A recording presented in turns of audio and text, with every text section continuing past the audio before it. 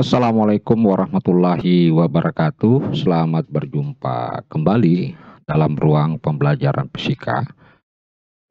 Sobat-sobat fisika yang sangat saya banggakan, pada kesempatan ini kita akan membahas materi fisika sekolah menengah atas yang berkaitan tentang pokok bahasan alat-alat optik.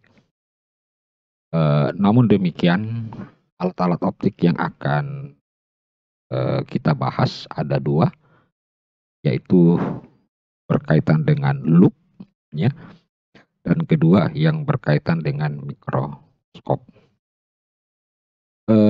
Namun demikian, perlu saya jelaskan sepintas bahwa baik loop maupun mikroskop itu menggunakan lensa cembung. Jadi sekali lagi, baik loop maupun mikroskop menggunakan lensa cembung.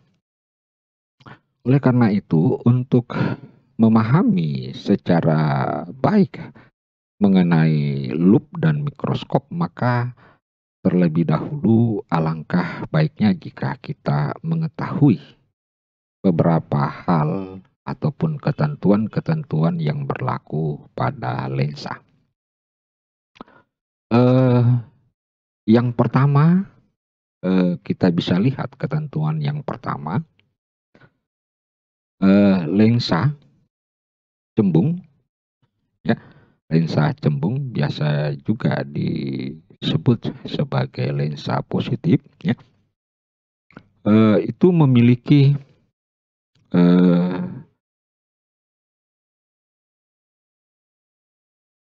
jarak fokus, apakah yang di bagian kiri maupun di bagian kanan.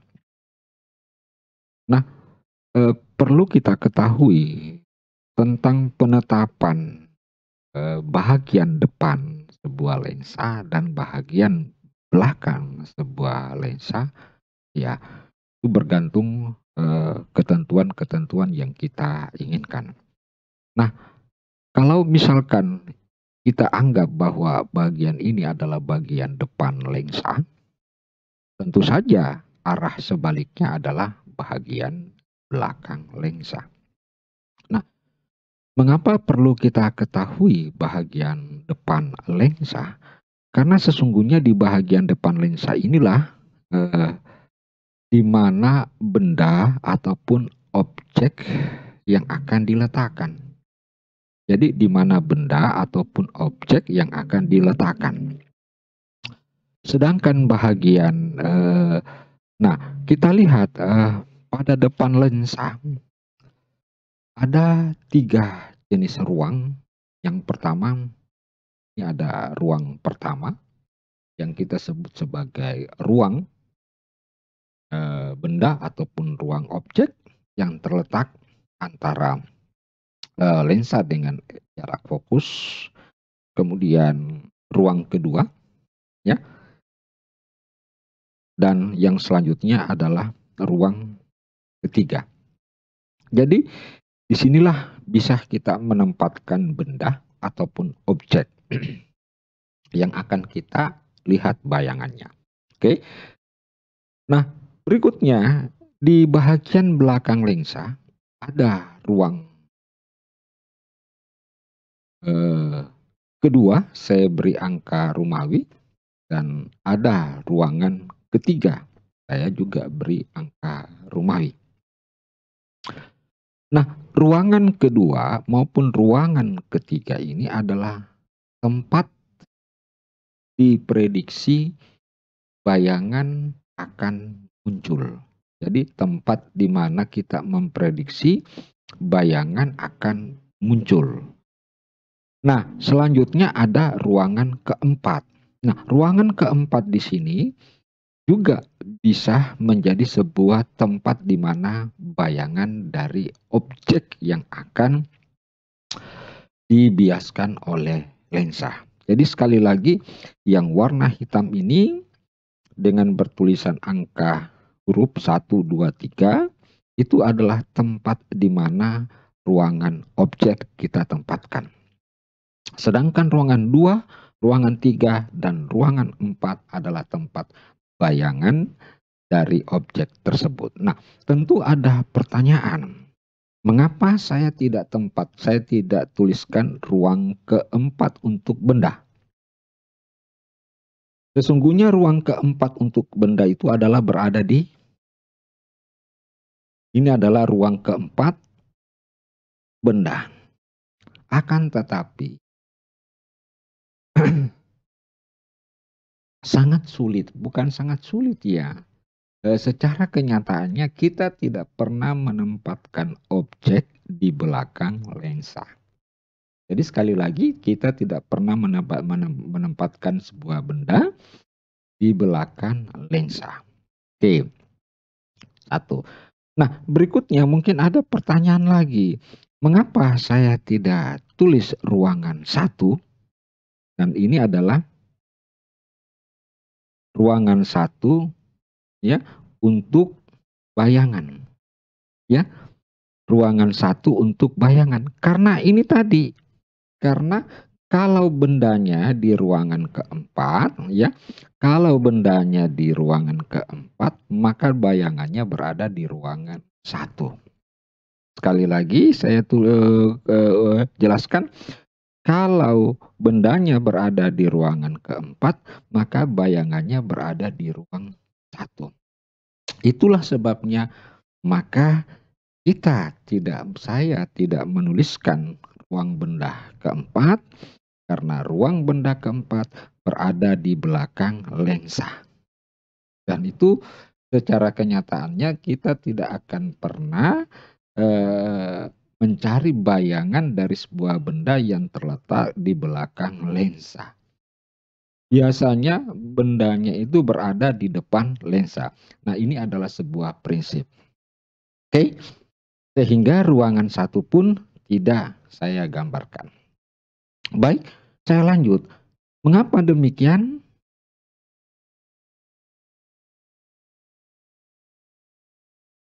Karena ada ketentuan yang berlaku bahwa untuk memprediksi di mana letak bayangan dari sebuah benda, itu bisa kita gunakan rumus ini.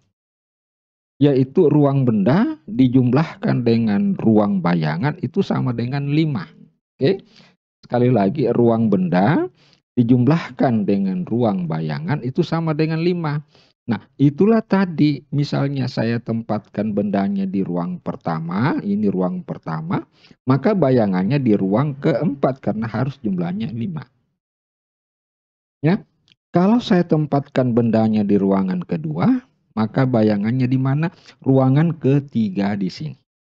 Ya, kalau saya tempatkan bayangannya di ruangan 3, bendanya di ruangan 3, maka bayangannya di ruangan kedua karena harus jumlahnya 5. Nah, ini tadi yang saya katakan bahwa ini adalah ruang benda yang keempat di belakang lensa, dan itu tidak bisa kita lakukan secara kenyataan karena bendanya berada di belakang lensa. Oleh karena itu, tidak ada, saya sengaja tidak menuliskan ruang benda keempat, ya, otomatis pasangannya ruang bayangan 1, ya, otomatis ruangan bayangan 1, sehingga itu tidak memungkinkan. Jadi cukup kita ketahui 1, 2, 3, 2, 3, 4. Jadi sekali lagi, yang warna hitam ini adalah tempat-tempat di mana kita akan menempatkan menempatkan benda di depan lensa, sedangkan 2, 3, dan 4 adalah bayangan dari benda tersebut dengan menggunakan rumus ini. Nah, perlu juga saya jelaskan ini adalah jarak fokus. Ini 2 kali jarak fokus ke sini, ya. Ini jarak fokus di belakang lensa dan 2 kali jarak fokus di belakang lensa. Nah, itu ketentuan pertama. Kemudian ketentuan kedua, bayangan letaknya di belakang lensa, sekali lagi, bayangan letaknya di belakang lensa sifatnya nyata. Nyata itu artinya tidak dapat dilihat langsung dengan mata, tetapi dapat ditangkap melalui layar. Kira-kira bisa difahami? Maksudnya begini, tidak dapat dilihat langsung dengan mata, tetapi dapat ditangkap melalui layar. Artinya, kalau kita melihat sebuah benda menggunakan lensa, maka kalau bayangannya itu tidak terlihat secara jelas di dalam lensa, tidak terlihat secara jelas dalam lensa, maka sifat bayangan itu nyata. Artinya tidak langsung bisa dilihat pada lensa. Tetapi kalau kita menggunakan layar pada jarak-jarak tertentu, maka akan terlihat bayangannya. Nah, itu yang disebut dengan bayangan nyata. Nah, kemudian berikutnya, bayangan yang terletak di depan lensa. Sekali lagi, di depan lensa, bayangannya maya. Nah, kalau bayangannya maya, berarti tidak dapat ditangkap dengan layar, tetapi dapat dilihat langsung dengan mata. Ya, dapat dilihat secara langsung dengan mata pada lensa tersebut, tetapi kalau kita ingin melihat menangkap bayangannya dengan layar itu tidak akan mungkin terjadi. Mengapa? Karena bayangannya terletak di depan lensa, hanya kelihatan pada lensanya. Seperti halnya pada cermin datar itu bisa kita lihat bayangan kita di dalam cermin. Tetapi bayangan itu tidak bisa kita tangkap dengan layar. Itu salah sebabnya semua bayangan yang bisa dilihat baik di lensa maupun di cermin itu yang kita sebut sebagai bayangan maya. Ya, disebut sebagai bayangan maya. Baik, kita lanjut, mudah-mudahan ketentuan-ketentuan ini sudah bisa dimengerti, baik ketentuan 1 dan ketentuan 2. Nah, ada lagi satu ketentuan yang saya lupa tuliskan. Apabila bayangannya berada di ruang pertama, ya, bendanya berada di ruang pertama, berarti bayangannya di mana? Di ruang keempat. Nah, kalau dari pertama ke 4, maka benda tersebut diperbesar. Jadi bayangannya diperbesar. Oke, kalau bendanya berada di ruang kedua, maka bayangannya berada di ruang ketiga. Berarti benda tersebut bayangannya adalah diperbesar karena 3 lebih besar daripada 2. Sedangkan kalau bayangannya berada di bendanya berada di ruang ketiga, maka bayangannya berada di ruang kedua. Berarti benda tersebut diperkecil. Baik, setelah kita memahami ketentuan-ketentuan yang berlaku pada lensa tersebut, maka berikut ini kita akan mencoba membahas salah satu alat optik yang sering dipakai, yaitu adalah loop atau biasa juga kita sebut dengan kaca pembesar. Baik, sobat-sobat fisika, nah secara sepintas saya akan tampilkan ini adalah sebuah loop, ya. Nah, itu jarak fokus pertama, jarak fokus kedua, jarak fokus yang di belakang lensa, jarak fokus kedua di belakang lensa. Jadi anggaplah ini bagian ini adalah depan lensa. Nah, bendanya ditempatkan di antara lensa dengan jarak fokus pertama, sehingga ini sinar datang sejajar sumbu utama, kemudian dibiaskan seolah-olah dari titik fokus. Ya, ini seolah-olah. Kemudian sinar datang menuju ke pusat optik, akan dipantulkan kembali. Jadi perpanjangan sinar-sinar bias ini, ya, perpanjangan sinar-sinar bias, perpanjangan sinar-sinar bias akan menghasilkan bayangan. Nah, ini adalah karakteristik daripada loop ataupun kaca pembesar. Nah, baik, kita akan membahas sepintas. Ada satu pertanyaan yang perlu saya tanyakan dan insya Allah saya akan jawab sendiri. Mengapa benda ataupun objek itu ditempatkan di ruang pertama? Mengapa ditempatkan di ruang pertama? Mari saya tulis mengapa ditempatkan di ruangan pertama. Bukan di ruangan kedua dan bukan di ruangan ketiga. Jelas sekali berdasarkan ketentuan-ketentuan dari lensa tadi, karena salah satu fungsi lup adalah sebagai kaca pembesar. Maka kita berusaha menangkap objek tersebut sedemikian sehingga bayangannya menjadi besar. Kalau ditempatkan di ruang kedua, tentu kita dapatkan bayangannya akan berada di ruang pertama, kedua, di ruangan ketiga. Kelihatan diperbesar. Oke, kelihatan diperbesar. Akan tetapi bayangannya berada di belakang lensa. Sehingga bayangan yang berada di belakang lensa, di sini bayangannya, maka tidak bisa dilihat secara langsung di lensa ataupun di lup tersebut. Maka kita butuh layar untuk mengetahui dan itu kurang praktis. Dan perbesarannya pun ya tidak seberapa. Nah, berikutnya mengapa bukan ditempatkan di ruang ketiga, itu objek ataupun benda? Karena kalau ditempatkan di ruangan 3 maka bayangannya berada di ruangan kedua. Nah, ingat dari 3 menjadi 2 bukannya diperbesar malah diperkecil. Oleh karena itu maka ketentuan-ketentuan persyaratan yang berlaku pada lup, maka objek benda yang mau diamati tidak boleh ditempatkan di ruang kedua dan tidak boleh ditempatkan di ruang ketiga.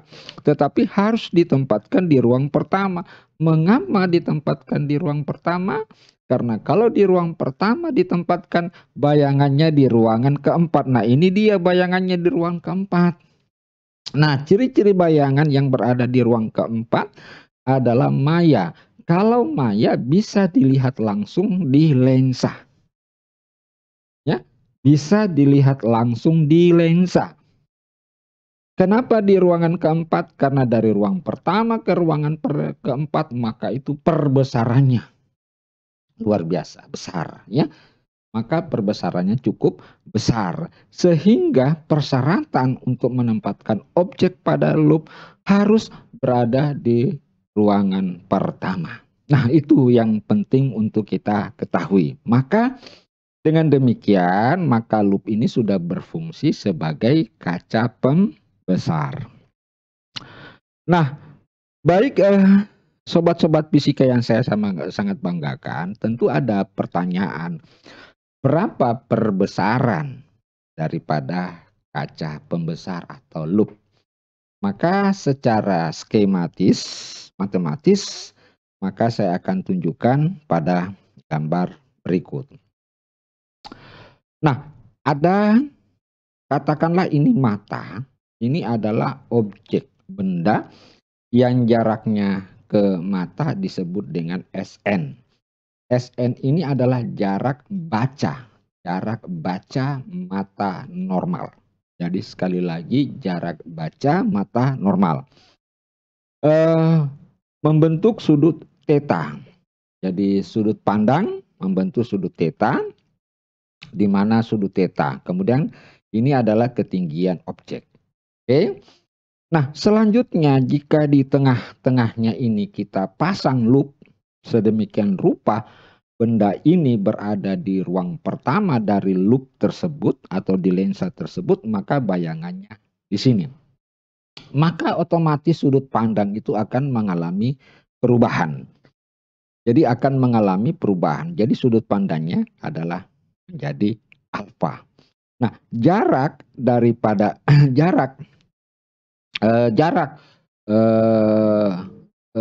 benda ini H, ya, benda ini adalah objek. Jadi saya tulis dulu ini objek, ini juga objek. Jadi jarak objek ke lensa adalah S. Oke. Dengan demikian kita bisa ketahui bahwa di sini kita dapatkan bahwa tangen theta itu adalah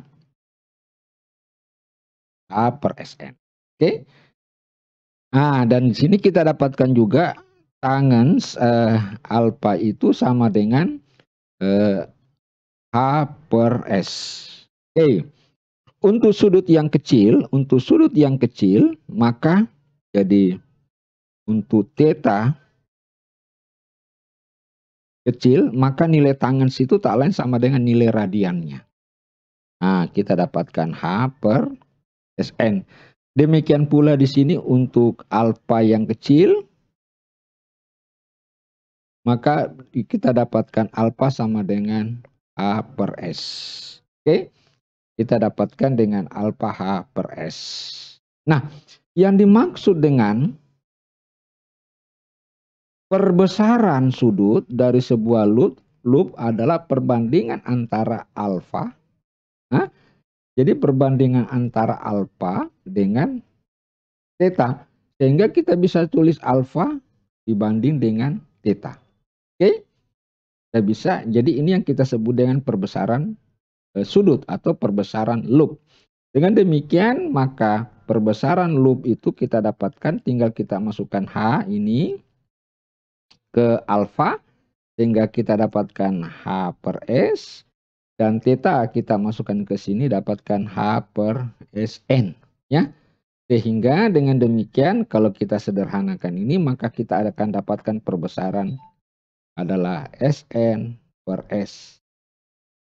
Nah, ini disebut dengan perbesaran sudut. Di mana sekali lagi ini adalah jarak baca mata nah itu jarak baca mata normal, sedangkan S itu adalah jarak benda, ya, jarak benda ke lensa. Nah, dengan demikian kita dapatkan perbesaran loop adalah Sn dibagi dengan S. Baik, saudara-saudara sekalian, sobat-sobat fisika yang saya sangat banggakan. Nah, sekarang kita sudah tahu bahwa objek ini harus ditempatkan di antara ini, di antara lensa dengan jarak dengan fokus yang pertama. Jadi harus ditempatkan. Dengan demikian syaratnya bisa kita tulis bahwa untuk S kita harus tempatkan kecil sama dengan F, ya. Kecil sama dengan F, kecil sama dengan katakanlah ini titik O. Nah, kecil sama dengan titik O. Berarti bisa kita tempatkan di sini. Nah, karena persyaratan ini maka kita ambil ada dua titik ekstrim yang kita harus kerjakan. Ada dua titik ekstrim yang bisa kita gunakan, yaitu pertama kita menempatkan S di F, di titik fokus. Jadi kita menempatkan objek di titik fokus. Kemudian dan kita menempatkan S sejauh Sn. Ya, sorry, bukan bukan sejauh Sn, bukan. Sorry, bukan S ya. Jadi pertama kita tempatkan S sama dengan F. Nah, kalau S ditempatkan di F, itu artinya apa? Maka bayangannya tak berhingga. Bayangannya terberhingga. Nah, itu syarat yang pertama. Kemudian syarat kedua, kita tempatkan objek S di antara O dengan F, sedemikian sehingga jarak ini yang kita sebut dengan S aksen, ya, jarak X aksen, sedemikian sehingga jarak S aksen itu harus sama dengan Sn. Jadi ada dua ketentuan yang bisa kita lakukan. jarak S sama dengan F dan jarak kita menempatkan F di mana sedemikian sehingga S aksennya itu sama dengan Sn. Nah, pada saat objek kita tempatkan di F, maka kita menyatakan bahwa dalam kondisi tersebut mata kita adalah mata tak berakomodasi. Ya, karena memandang yang jauh tak berhingga. Jadi dalam kondisi kita menggunakan loop dalam kondisi mata tak berakomodasi.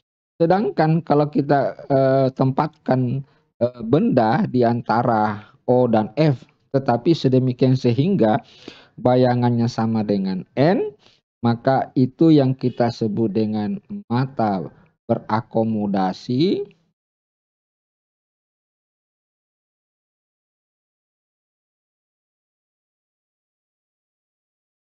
maksimum. Maka itu yang kita sebut dengan mata berakomodasi maksimum. Oke, nah baik, kita lanjut. Nah sekarang kita pilih untuk perbesarannya. Ini ada sebuah benda tadi kita tempatkan tepat di F. Jadi S-nya sama dengan F. Dalam kondisi seperti ini maka bayangannya itu tak berhingga. Nah dengan demikian karena kita memandang sesuatu yang jauh tak berhingga, maka dalam kondisi tersebut dikatakan mata tak berakomodasi maksimum. Dengan demikian kita sudah dapatkan tadi bahwa waktu kita menurunkan perbesaran untuk mata normal tadi adalah Sn per Sn. Ini untuk mata normal. Oke. Nah, sekarang kalau untuk mata tak berakomodasi itu terjadi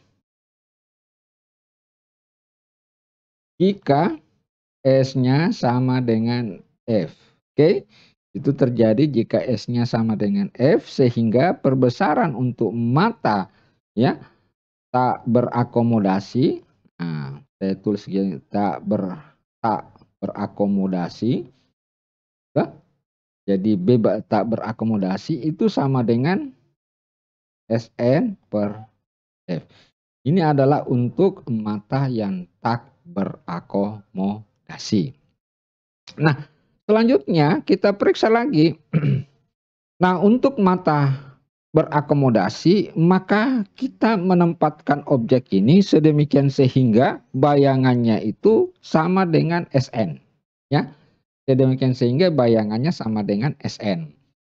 Nah, syaratnya ya S aksen sama dengan Sn. Nah, oleh karena itu berapa besarnya perbesarannya, maka terlebih dahulu kita mencoba mencari hubungan.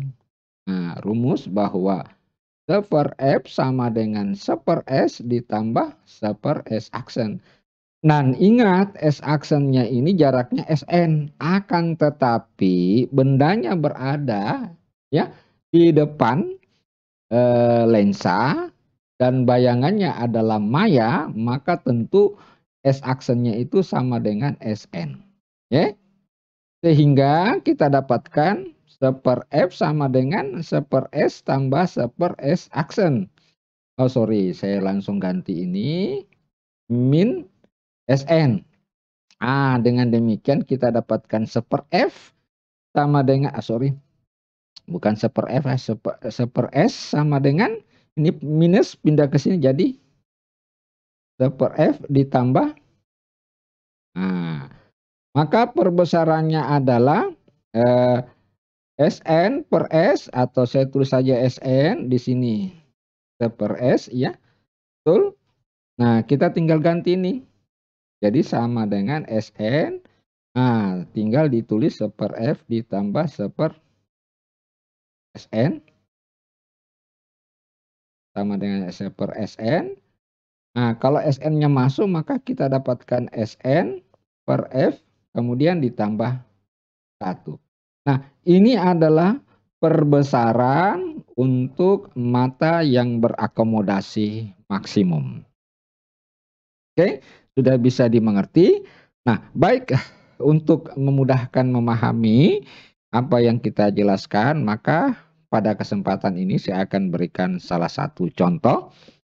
Nah, terdapat sebuah loop. Jadi dalam soal itu sudah diketahui ada sebuah loop memiliki perbesaran 3 kali untuk mata normal tak berakomodasi. Jadi untuk mata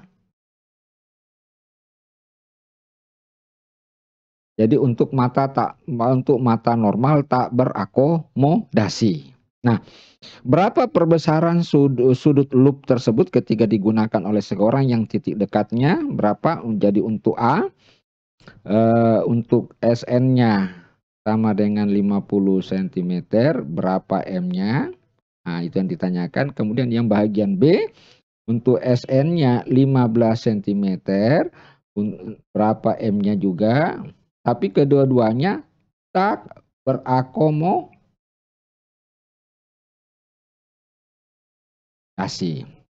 Nah, itu. Nah, sekarang apa yang kita lakukan? Maka tentu kita harus menentukan dulu jarak fokus, ya.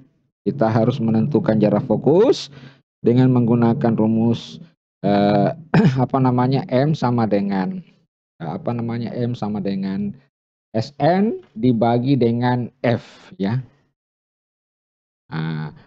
Nah, di sini kita dapat M-nya adalah 3 kali, ini untuk mata normalnya tak berakomodasi.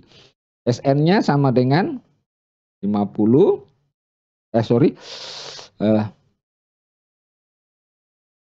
SN-nya itu sama dengan 25, ya. Jarak mata normal adalah 25 cm. Nah, F-nya dengan demikian jarak fokus lensa yang digunakan itu sebenarnya adalah 25/3. Nah, ini jarak fokus lensa. Oke, dengan demikian kita sudah bisa menjawab bagian A. Bagian A perbesarannya itu untuk mata normal tentu adalah SN per F. SN-nya berapa? 50 cm. Ini adalah 25/3, ya. Sehingga kalau kita tukar ini 3 kali 50/25 sama dengan 6 kali. Kemudian kita lihat lagi bagian B, M sama dengan SN per F. SN-nya berapa? 15 cm per 25/3. Sehingga 3 kali 15/25 itu sama dengan berapa? 9/5 atau 1,8 kali perbesaran daripada SN 15 cm. Baik, sobat-sobat fisika yang saya sangat banggakan, untuk sementara kita cukupkan penjelasan kita tentang loop. Insya Allah kita akan lanjutkan kembali untuk mikroskop. Baik, sobat-sobat fisika yang saya sangat banggakan, mohon maaf atas segala kekurangannya. Semoga penjelasan ini memberikan keberkahan bagi kita semua. Sekian, wassalamualaikum warahmatullahi wabarakatuh.